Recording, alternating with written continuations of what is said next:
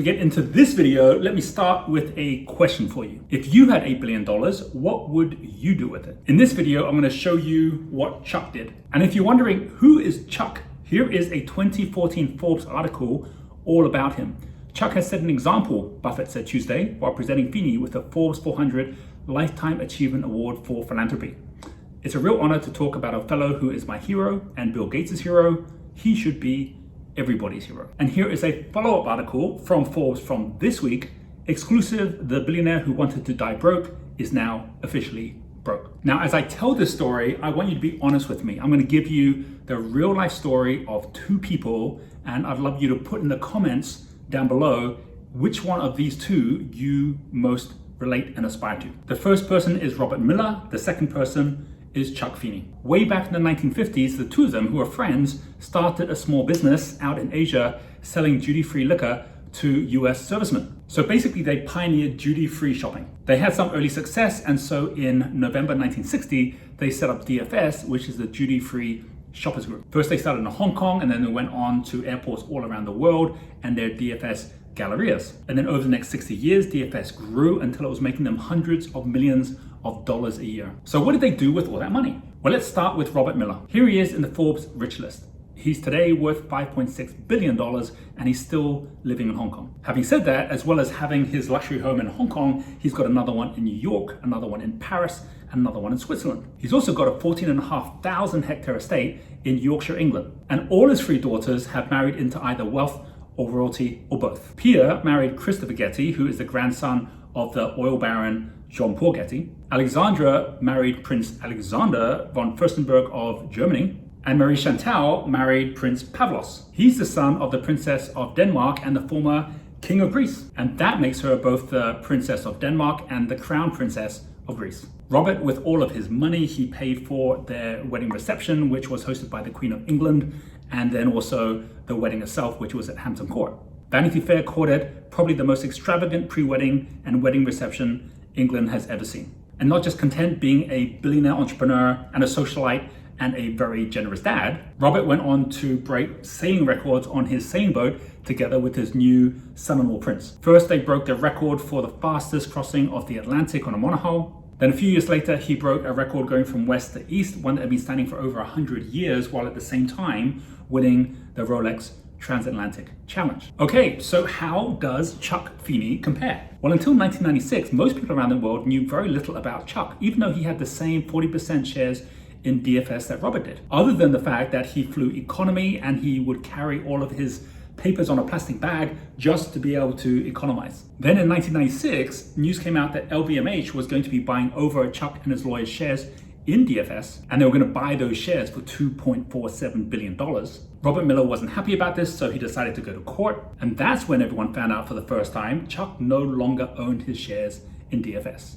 Way back in 1984, which was 12 years before the LVMH deal, he had already given all of his shares over to his charity. And his charity, which is called the Atlantic Philanthropies, was already super busy giving all his money away. Here's the story straight from the Atlantic Philanthropies.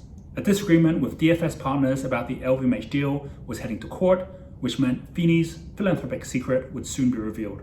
In a preemptive strike, he called the New York Times, and on January 23rd, 1997, the Times ran a story entitled, "He Gave Away $600 million and No One Knew."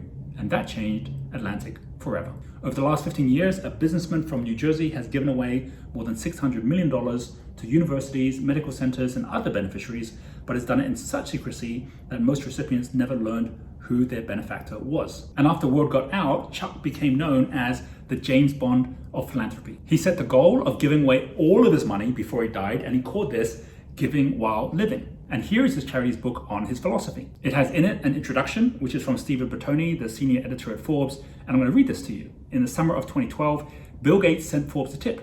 It went something like this: "You guys should take a look at Chuck Feeney. He's been a huge influence on how Warren and I think about philanthropy."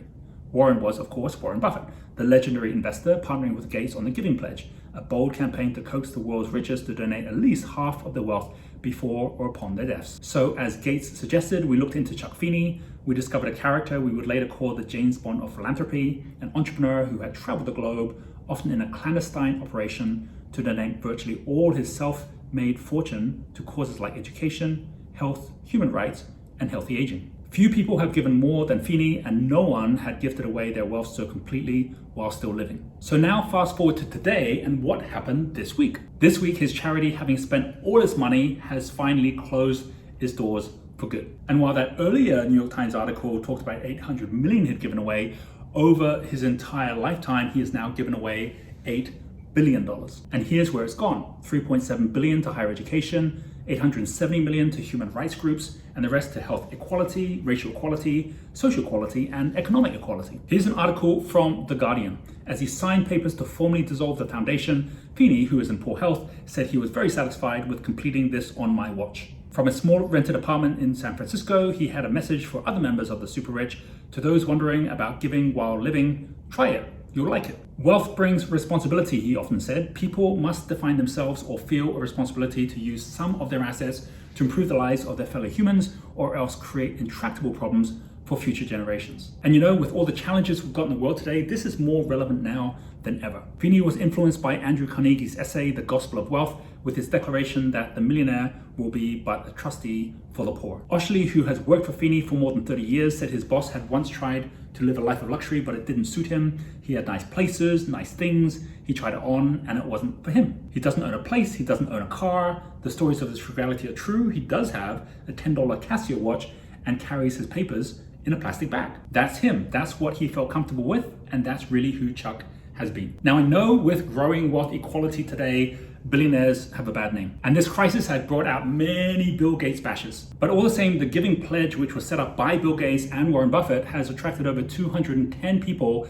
that between them have pledged to give away $1.2 billion of their wealth. And this was largely inspired by Chuck Feeney. As Gates said, I remember meeting him before starting the Giving Pledge. He told me we should encourage people not to give just 50%, but as much as possible during their lifetime. No one is a better example of that than Chuck. Many people talk to me about how he inspired them. It is truly amazing. So there you have it. And you know, after that LVMH deal, Chuck and Robert have never spoken again. And in a way, they couldn't actually have been more different. So which life do you more aspire towards? I'd love to hear your comments down below. Is it more like Robert or is it more like Chuck? Or maybe it's something entirely different altogether. For me and my company, Genius Group, is all about helping entrepreneurs to create more wealth and contribute more wealth. And I go with what Winston Churchill says, which is that we make a living by what we get, but we make a life by what we give. I hope you've enjoyed this video, and if you have, the only giving I'm asking you to give is a like to this video. And if it resonates with you, do share it, do subscribe. A big thanks for watching, a big thanks to Chuck, and we'll see you on next week's video.